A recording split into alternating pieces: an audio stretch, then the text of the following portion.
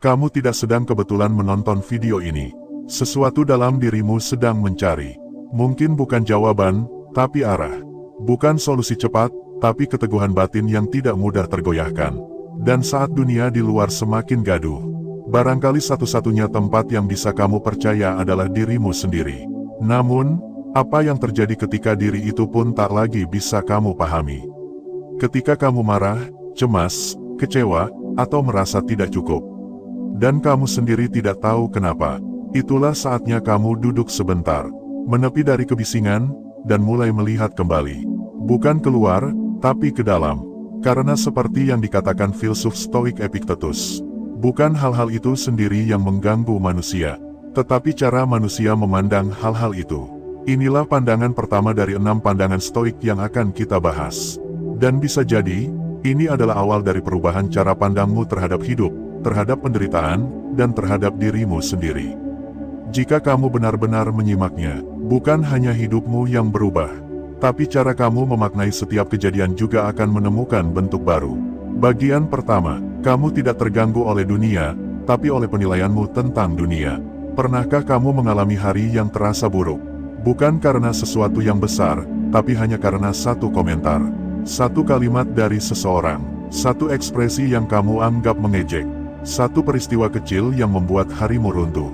Lalu kamu berpikir, kenapa dia bilang begitu?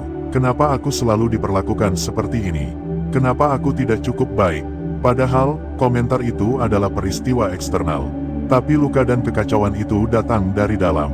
Inilah inti dari pandangan Stoik pertama, yang membuat kita menderita bukan kejadian, tapi tafsiran kita terhadap kejadian itu. Kita tidak bisa mengendalikan dunia luar.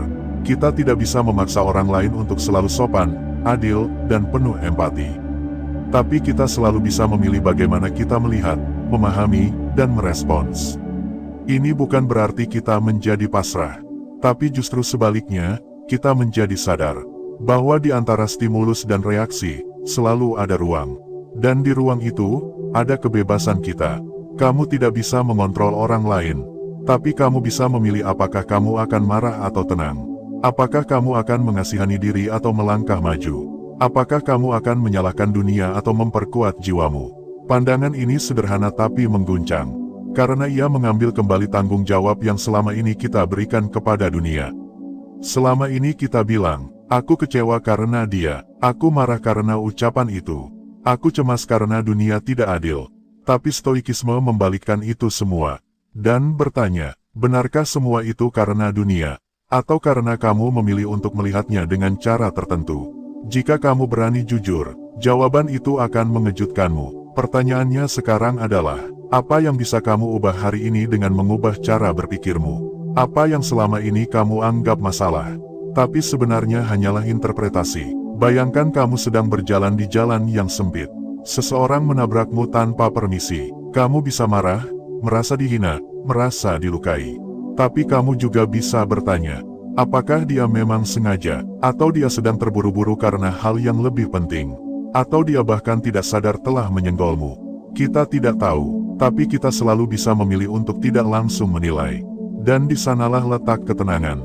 Kamu mungkin tidak bisa menghindari konflik, kehilangan, atau situasi yang menyakitkan. Tapi kamu bisa berhenti menambah-nambahinya dengan pikiran-pikiran yang memperparah. Fakta dan tafsiran adalah dua hal yang berbeda, dan hidup menjadi lebih jernih saat kamu bisa membedakannya. Coba kamu pikirkan, berapa banyak penderitaan yang kamu alami hanya karena asumsi. Kamu terlambat dibalas pesan, dan kamu mengira dia marah. Kamu tidak diajak dalam satu acara, dan kamu menyimpulkan bahwa kamu tidak disukai. Padahal bisa jadi semua itu bukan tentangmu. Tapi kamu sudah menilai, dan dari penilaian itu muncul emosi, keputusan, bahkan jarak dengan orang lain. Inilah kenapa Stoikisme melatih kita untuk diam sebelum menilai, untuk memperhatikan sebelum bereaksi, dan untuk menyadari bahwa kekacauan batin seringkali tidak berasal dari dunia, tapi dari pikiran kita sendiri yang belum terlatih. Ingat baik-baik, pikiranmu bukan musuhmu, tapi pikiranmu yang tidak sadar, bisa jadi sabotase terbesarmu. Maka tugas kita bukan membenci pikiran, tapi melatihnya, seperti prajurit melatih refleks, seperti musisi melatih ketepatan nada, Seperti biksu melatih pernapasan, stoik melatih pikirannya, agar ia tidak dikendalikan oleh emosi yang datang dan pergi. Sekarang, mari kita ambil momen untuk bertanya ke dalam diri. Apa peristiwa terakhir yang membuatmu gelisah? Apa yang sebenarnya terjadi? Dan apa tafsiran pribadimu tentang itu? Tulis pertanyaan ini di jurnalmu. Atau renungkan malam nanti. Kamu akan terkejut melihat betapa seringnya kamu menderita karena cerita yang kamu buat sendiri. Dan jika kamu mau membagikannya, komentar di bawah bisa menjadi ruang refleksi yang menyembuhkan. Bukan hanya untukmu, tapi mungkin untuk orang lain juga. Karena seringkali, yang kita butuhkan bukan solusi, tapi kejujuran untuk melihat ke dalam. Dan ketika kamu mulai melatih ini, kamu akan menyadari sesuatu. Kamu mulai tenang, bukan karena hidupmu lebih mudah, tapi karena kamu berhenti bereaksi berlebihan. Kamu mulai melihat kejadian dengan jernih. Bukan dari luka masa lalu, tapi dari kesadaran yang baru. Inilah kekuatan dari pandangan pertama. Pandangan yang tampak sederhana, tapi diam-diam bisa mengubah cara kamu mengalami hidup. Di bagian kedua nanti, kita akan masuk ke pandangan stoik yang tidak kalah mengejutkan. Bahwa kendali itu adalah segalanya. Dan bahwa sebagian besar penderitaan datang karena kamu terlalu sibuk mengendalikan hal yang tidak bisa kamu kendalikan. Sampai kita masuk ke sana, biarkan hari ini menjadi latihan. Latihan untuk memperhatikan pikiran, mengamati tafsiran, dan melepaskan penilaian yang tidak perlu. Kamu tidak harus sempurna, kamu hanya perlu sadar. Karena dari kesadaran itu, hidup yang tenang akan tumbuh. Dan tenang itu, bukan berarti hidupmu kosong. Tapi hidupmu tidak lagi dikendalikan oleh angin luar. Sampai jumpa di bagian selanjutnya. Terima kasih sudah membuka ruang dalam dirimu untuk belajar. Dan jika kamu merasa bagian ini menyentuh sesuatu di batinmu, bagikan ke satu orang saja yang mungkin sedang butuh tenang. Kita tidak tahu siapa yang sedang tersesat dalam pikirannya sendiri. Tapi barangkali, satu pandangan bisa menjadi cahaya. Dan itulah kenapa kita terus berbagi. Kamu tidak bisa mengendalikan dunia, tapi bisa mengendalikan dirimu sendiri. Kalau kamu sampai ke bagian ini, itu bukan kebetulan. Ada sesuatu di dalam dirimu yang tidak ingin hidup hanya sekadar berjalan, tapi ingin benar-benar memahami. Kamu tidak sedang mencari hiburan. Kamu sedang mencari kedalaman. Sesuatu yang tidak bisa diberikan oleh sekadar motivasi singkat atau kata-kata manis. Dan kamu tahu, bahwa hidup akan terus menantangmu. Bukan untuk membuatmu menyerah, tapi untuk mengajarkan bahwa kamu hanya bisa bertahan jika kamu tahu apa yang bisa kamu kendalikan, dan apa yang tidak.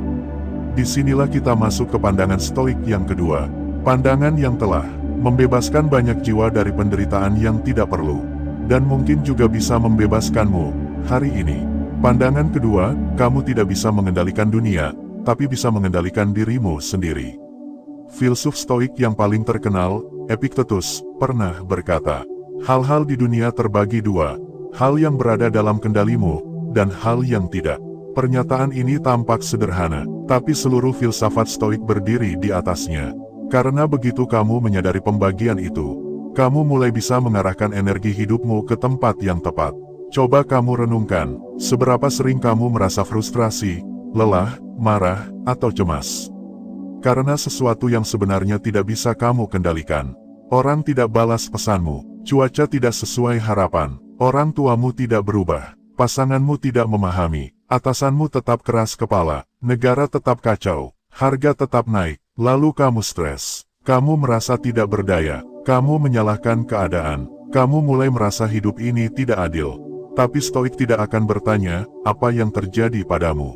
Stoik akan bertanya, apakah kamu menghabiskan energimu untuk hal yang bisa kamu kendalikan, atau yang tidak. Dan disitulah jawabannya, kamu bisa mengendalikan sikapmu, pilihanmu, cara berpikirmu, keputusanmu untuk tetap tenang atau meledak, keberanianmu untuk memaafkan, atau tetap menyimpan dendam. Tapi kamu tidak bisa mengendalikan pendapat orang lain, masa lalu, cuaca, keputusan orang lain, hasil akhir dari usahamu. Ketika kamu mencampur dua wilayah itu, hidupmu menjadi kekacauan. Tapi saat kamu bisa memisahkannya, hidupmu menjadi jelas. Itulah seni utama stoik, memisahkan apa yang bisa kamu kendalikan dari apa yang tidak. Bayangkan kamu sedang mendayung di laut yang besar. Angin, ombak, dan cuaca bukanlah wilayahmu. Tapi posisi dayung, arah perahu, dan ketenangan hatimu itu tanggung jawabmu. Kalau kamu sibuk marah pada angin, kamu akan tenggelam, tapi kalau kamu fokus pada dayungmu, mungkin kamu akan sampai. Hidup pun seperti itu, kamu tidak bisa mengatur segalanya, tapi kamu bisa mengatur bagaimana kamu menjalani segalanya. Sekarang coba kamu lihat kembali hidupmu. Hal apa saja yang selama ini kamu perjuangkan? Padahal sebenarnya kamu tidak punya kendali di sana. Apakah kamu terlalu ingin orang lain setuju denganmu? Apakah kamu terlalu berharap orang lain berubah? Apakah kamu terlalu ingin hasilnya cepat, sempurna, dan sesuai harapanmu? Mungkin inilah saatnya kamu melepaskan. Bukan menyerah, tapi berhenti melawan apa yang memang bukan wilayahmu. Tapi bagaimana jika kamu merasa tetap sulit? Bagaimana kalau kamu tahu itu di luar kendali, tapi tetap terasa menyakitkan? Inilah saat latihan mental stoik benar-benar diuji. Karena penguasaan diri bukan muncul dari pikiran yang pintar, tapi dari latihan yang konsisten. Latihan untuk berkata dalam hati, aku tidak bisa mengendalikan hasilnya, tapi aku bisa mengendalikan caraku meresponsnya. Aku tidak bisa mengontrol orang lain, tapi aku bisa memilih untuk tidak hancur oleh mereka. Aku tidak bisa memaksa dunia jadi lebih baik, tapi aku bisa jadi pribadi yang lebih kuat. Dan kamu bisa mulai hari ini. Sekarang, mari kita praktikkan bersama. Ambil waktu sejenak untuk menuliskan 3 hal berikut ini. 1. Hal-hal yang akhir-akhir ini membuatmu gelisah. 2. Di antara itu, mana yang sebenarnya bisa kamu kendalikan? 3. Mana yang tidak? Dan begitu kamu tahu jawabannya, komitmenkan dirimu untuk melepaskan yang bukan wilayahmu. Berhenti menuntut dunia untuk berubah. Dan mulai mengarahkan perhatian pada apa yang bisa kamu lakukan hari ini. Bisa jadi hanya menata napas. Bisa jadi hanya memilih tidak membalas emosi dengan emosi. Atau bisa jadi hanya menerima bahwa hari ini memang belum waktunya. Semua itu adalah kekuatan. Kekuatan yang tidak terlihat, tapi sangat nyata. Sekarang kita masuk lebih dalam ke wilayah yang sering membingungkan. Apakah menerima berarti pasrah? Stoik tidak pernah mengajarkan pasrah. Stoik mengajarkan keteguhan. Menerima berarti, kamu tahu bahwa ini bukan wilayahmu. Dan kamu memilih untuk tidak menambah penderitaan dengan mengeluh. Menerima berarti, kamu tetap bertindak, tetap berusaha. Tapi kamu tidak mengikatkan dirimu pada hasil. Menerima berarti, kamu tidak terjebak dalam ilusi kendali. Kamu tetap menyetir mobilmu, tapi kamu tahu, tidak semua di jalan bisa kamu atur. Dan karena itulah kamu lebih waspada, lebih tenang, lebih siap, bukan karena kamu tidak peduli, tapi karena kamu memilih untuk menyimpan energimu hanya pada hal yang benar-benar bisa kamu ubah. Coba kamu perhatikan orang yang paling kamu hormati. Biasanya mereka bukan orang yang mengontrol segalanya, tapi mereka punya ketenangan saat menghadapi sesuatu yang tidak pasti. Itulah hasil dari latihan ini. Bukan ketenangan palsu, tapi keteguhan dari kesadaran bahwa aku melakukan bagianku. Selebihnya, aku lepaskan. Dan saat kamu bisa benar-benar hidup seperti itu, tidak banyak hal yang bisa membuatmu panik. Tidak banyak orang yang bisa merusak harimu. Tidak banyak peristiwa yang bisa mengguncang dasar jiwamu. Karena kamu tahu, apa yang bukan wilayahmu, bukan pula sumber penderitaanmu. Lalu bagaimana jika kamu gagal dalam latihan ini? Tidak apa-apa, karena Stoik tidak menuntut kesempurnaan. Stoik hanya mengajakmu untuk terus kembali. Setiap kali kamu jatuh, sadari, bangkit, dan coba lagi. Kamu marah hari ini, besok lebih tenang. Kamu kecewa hari ini, besok lihat ulang. Kamu lelah hari ini, besok mulai dari napas pertama. Inilah yang membuat latihan mental lebih penting daripada motivasi. Karena motivasi datang dan pergi. Tapi latihan membentuk karakter, dan karakter itulah yang menopangmu saat dunia goyah. Di bagian berikutnya, kita akan masuk ke pandangan ketiga. Bahwa, apa yang kamu anggap sebagai masalah, bisa jadi bukan masalah sampai kamu memutuskan itu masalah. Dan dari sinilah kita akan memahami bahwa ketenangan tidak datang dari dunia yang ideal, tapi dari cara kamu menilai dunia.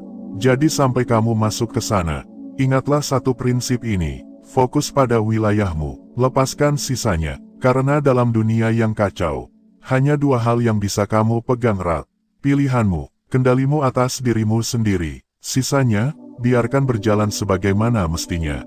Terima kasih sudah menyimak bagian ini dengan tenang.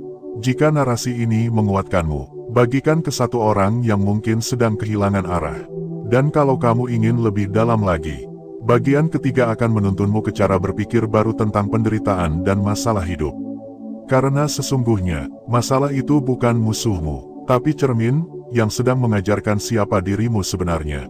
Sampai jumpa di bagian 3. Tetap tenang, tetap sadar, dan tetap melangkah. Masalah tidak berarti apa-apa, sampai kamu memberi makna padanya.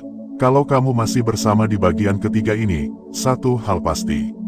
Kamu bukan hanya sedang menonton video, kamu sedang menyelami cara berpikir. Dan lebih dari itu, kamu sedang menguji ulang apa yang kamu yakini tentang dunia, tentang penderitaan, dan tentang dirimu sendiri. Karena hanya sedikit orang yang benar-benar ingin mengerti dirinya. Lebih banyak yang hanya ingin merasa lebih baik, tapi tidak tahu kenapa mereka merasa buruk.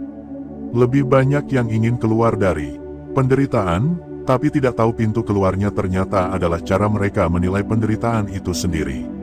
Disinilah kita akan masuk ke pandangan stoik ketiga. Pandangan yang mungkin akan mengguncang keyakinanmu selama ini tentang masalah, luka, dan penderitaan. Pandangan ketiga, masalah itu netral, sampai kamu memberi makna padanya. Bayangkan dua orang mengalami hal yang sama. Keduanya kehilangan pekerjaan secara tiba-tiba. Orang pertama tenggelam dalam kekhawatiran.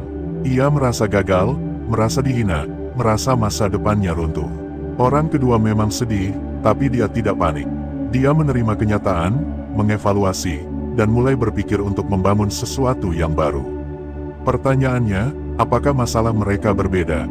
Tidak, yang berbeda adalah makna yang mereka lekatkan pada kejadian itu. Dan ini bukan hanya teori, ini kenyataan yang terjadi setiap hari. Masalah yang sama bisa membuat satu orang hancur, tapi orang lain menjadi lebih kuat, bukan karena nasibnya lebih baik, tapi karena penafsirannya berbeda. Filsuf Marcus Aurelius menulis, jika kamu terluka oleh sesuatu di luar dirimu, rasa sakit itu bukan datang dari hal itu sendiri, tapi dari penilaianmu tentang hal itu. Dan kamu punya kuasa untuk menghapus penilaian itu kapan saja. Kita sering percaya bahwa penderitaan datang dari luar, tapi Stoik mengatakan, penderitaan datang dari penilaian kita. Kejadian itu netral, kitalah yang memberinya label, ini buruk, ini menyakitkan, ini tidak adil. Dan dari label itulah, muncul reaksi emosional. Pertanyaan pentingnya sekarang, apa yang terjadi dalam hidupmu, yang sebenarnya netral, tapi kamu anggap sebagai tragedi? Mungkin kegagalan, mungkin penolakan, mungkin luka lama dari masa kecil. Lalu kamu menyimpulkan, aku tidak layak, hidupku selalu sial, aku memang tidak akan berhasil. Tapi bagaimana kalau semua itu hanya interpretasi? Bagaimana kalau kejadian itu hanya bagian dari jalan panjangmu? Bukan untuk menyiksamu, tapi untuk membentukmu. Stoik tidak pernah menyuruhmu untuk menjadi batu. Stoik hanya mengajakmu untuk menyadari bahwa kamu memiliki kuasa memberi makna. Kamu bisa memilih untuk melihat kesalahan masa lalu sebagai kutukan, atau sebagai pelajaran yang menyelamatkanmu di masa depan. Kamu bisa melihat kehilangan sebagai akhir segalanya, atau sebagai ruang kosong untuk memulai ulang sesuatu yang lebih otentik. Karena tidak ada kejadian yang secara otomatis menyakitkan. Yang membuatnya menyakitkan adalah cerita yang kamu buat di dalam kepala. Dan kabar baiknya, kamu bisa menulis ulang cerita itu. Lalu bagaimana cara melatihnya? Pertama-tama, ketika kamu mengalami sesuatu yang membuatmu emosi beri jarak. Jangan langsung percaya pada penilaian pertamamu. Tanyakan ini dalam hati, apakah ini benar-benar buruk, atau hanya belum aku pahami? Apakah ini akhir, atau hanya bagian dari proses? Apa yang bisa aku pelajari dari kejadian ini, kalau aku berhenti mengasihani diri? Pertanyaan seperti ini bukan untuk membohongi diri, tapi untuk memberi ruang agar pikiranmu tidak langsung mengambil kesimpulan ekstrim. Karena masalah sejatinya tidak memiliki suara. Kamulah yang memberinya suara. Masalah tidak pernah mengatakan bahwa kamu bodoh. Masalah tidak pernah bilang kamu gagal. Masalah tidak pernah berkata hidupmu berantakan. Semua itu datang dari narasi di dalam pikiranmu. Dan disinilah letak latihan batin stoik yang sesungguhnya. Mengawasi narasi yang kamu ciptakan. Apakah narasi itu memperkuatmu, atau menghancurkanmu? Apakah narasi itu membawa kejelasan, atau hanya memperdalam luka? Apakah narasi itu membawa makna, atau hanya menyuburkan penderitaan? Bayangkan, kamu sedang berada di dalam ruangan gelap. Di sudut ruangan, ada sebuah benda. Karena gelap, kamu tidak bisa melihat jelas. Kamu merasa itu makhluk menakutkan. Jantungmu berdebar, kamu panik, lalu kamu menyalakan cahaya, dan ternyata itu hanya kursi. Kursi itu tidak pernah berubah, tapi persepsimu berubah, dan perubahan persepsi itulah yang membebaskanmu. Begitulah cara kerja makna. Kamu tidak selalu bisa mengubah kejadian, tapi kamu bisa membawa cahaya baru ke dalam cara memaknainya. Berapa banyak penderitaan yang sebenarnya berasal dari kegelapan makna? Berapa banyak konflik yang muncul karena kita salah memahami? Berapa banyak dendam yang tumbuh karena kita percaya pada narasi yang belum selesai kita klarifikasi? Disinilah pentingnya latihan mental. Melatih untuk tidak langsung memberi label. Melatih untuk menunda kesimpulan. Melatih untuk kembali bertanya, apa makna yang lebih luas dari kejadian ini? Mungkin ini bukan hukuman. Mungkin ini latihan. Mungkin ini tidak adil. Tapi bisa jadi ini pintu menuju versi dirimu yang lebih kuat. Sekarang, ajak dirimu merenung. Apa satu kejadian paling menyakitkan dalam hidupmu yang masih kamu simpan sampai hari ini? Bukan untuk dikutuki, tapi untuk dilihat ulang, tanpa emosi, tanpa drama. Tanyakan dengan jujur, apa pelajaran yang bisa aku temukan dari sini?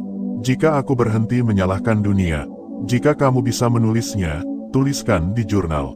Kalau kamu ingin berbagi, komentar bisa jadi ruangmu. Karena banyak orang menyimpan luka yang sama, tapi tidak pernah punya tempat untuk melihatnya dengan sudut pandang baru. Stoik mengajarkan kita untuk tidak menyangkal rasa sakit, tapi juga tidak terjebak di dalamnya. Karena hidup bukan soal menghindari luka, tapi soal melatih pikiran agar tidak hancur oleh luka itu. Kita tidak selalu bisa memilih apa yang terjadi, tapi kita selalu bisa memilih makna apa yang akan kita bangun dari sana. Dan makna itu bukan sekadar hiasan. Makna adalah kekuatan yang akan menentukan apakah kamu bertumbuh atau berputar dalam pola luka yang sama. Sekarang, mari kita rangkum 3 langkah praktis dalam melatih pandangan ini. 1. Pisahkan fakta dan tafsir. Ketika terjadi sesuatu, tanyakan, apa faktanya? Dan apa opiniku? 2. Tunda label. Jangan buru-buru menyimpulkan bahwa sesuatu itu buruk. Beri waktu agar pikiranmu bisa melihat dengan lebih jernih. 3. Bangun makna yang konstruktif. Temukan pelajaran, bukan hukuman. Bangun narasi yang membuatmu melangkah, bukan menyerah. Latihan ini tidak akan mengubah hidupmu dalam semalam. Tapi dalam seminggu, sebulan, dan setahun kamu akan merasa perbedaannya. Kamu tidak lagi rapuh oleh ombak, karena kamu telah belajar berdiri di atas karang pikiranmu sendiri.